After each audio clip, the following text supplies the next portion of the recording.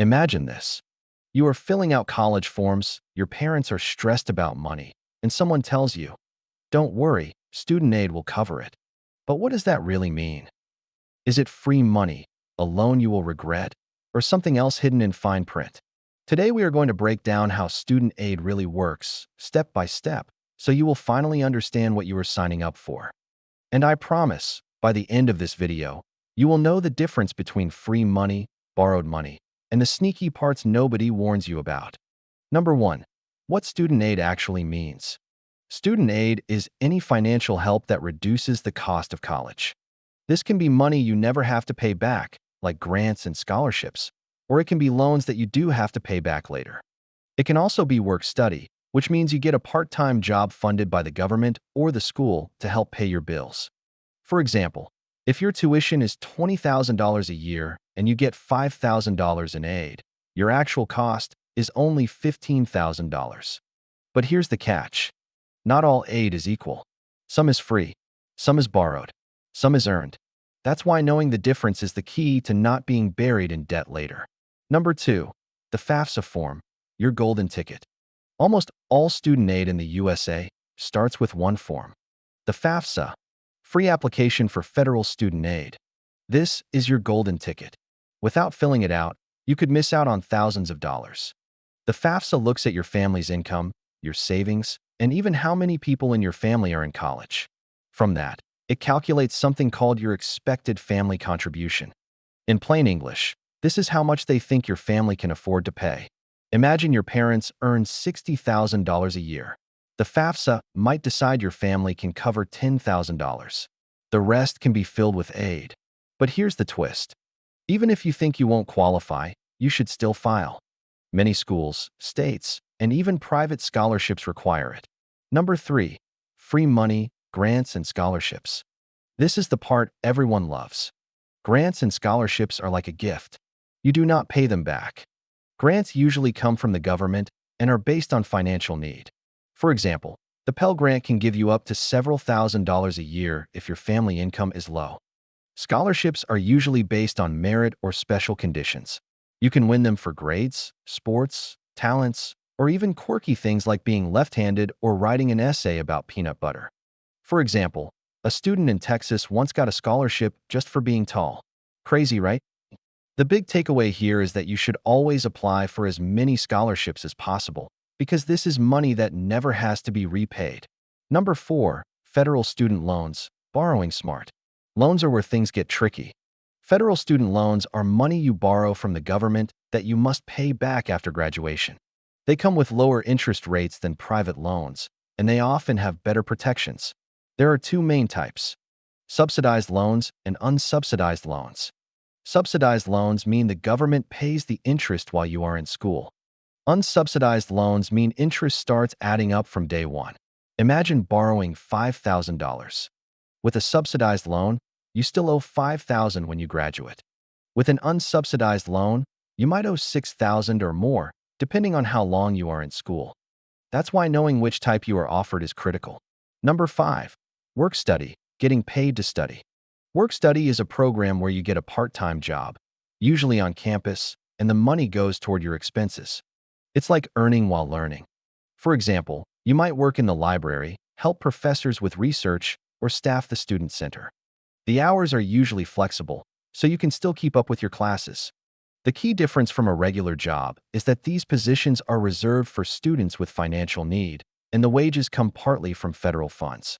Think of it as a built-in way to pay for pizza, books, and transportation without taking on more loans. Number 6. State aid and school aid. Don't miss out. Many states have their own grant and scholarship programs, and colleges often give out their own aid packages. This can be need-based or merit-based. For example, the state of New York has the Tuition Assistance Program, which can cover thousands of dollars for eligible students. Some colleges give full-ride scholarships to top students. Others give small discounts called tuition remission. Imagine two students both accepted to the same private college. One gets $8,000 in school aid because of high grades. The other does not.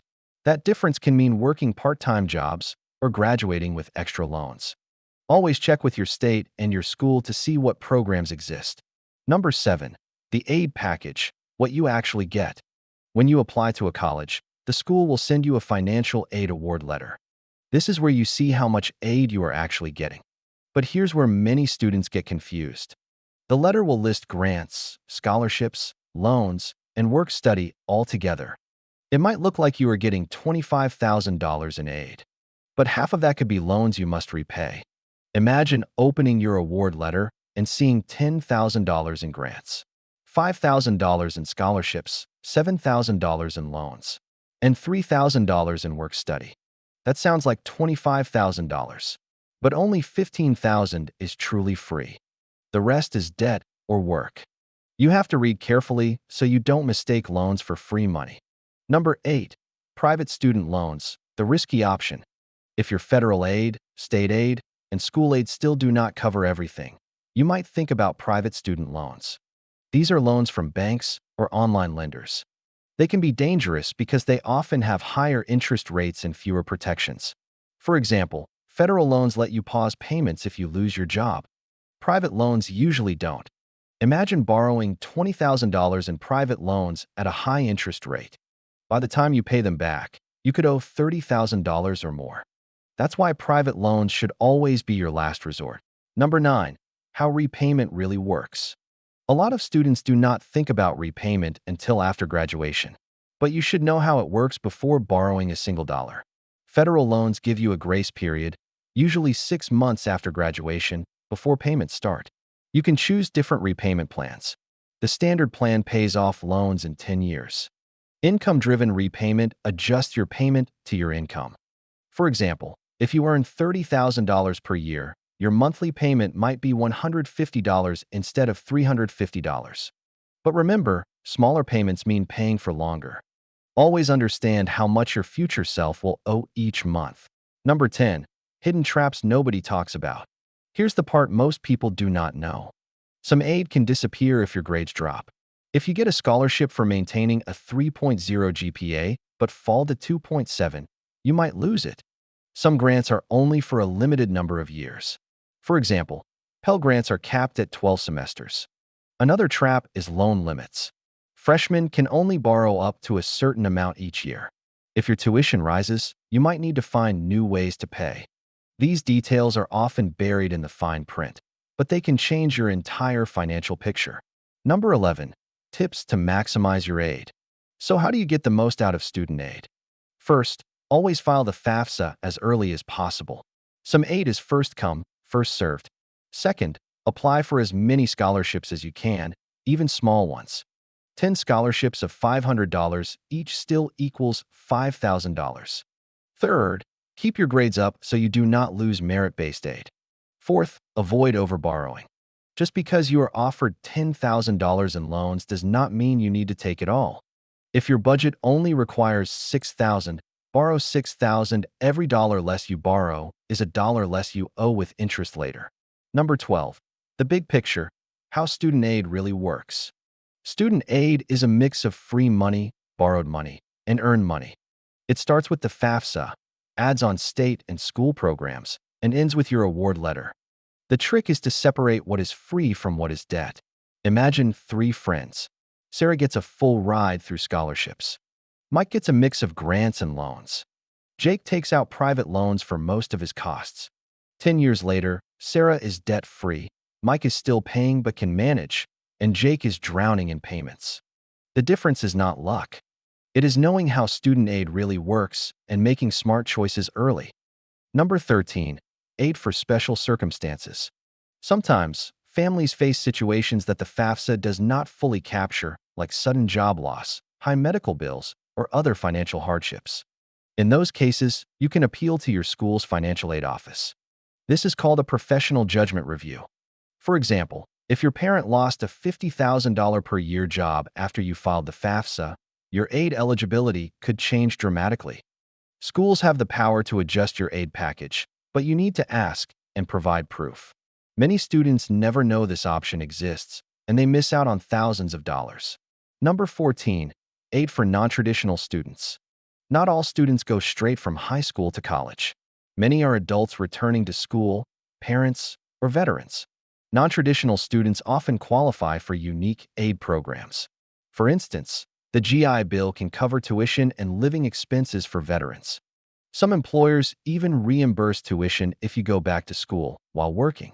Imagine working at a company that pays $5,000 a year toward tuition. Over 4 years, that is $20,000 less debt. Non-traditional does not mean fewer options. In fact, it can mean more. Number 15, aid beyond tuition.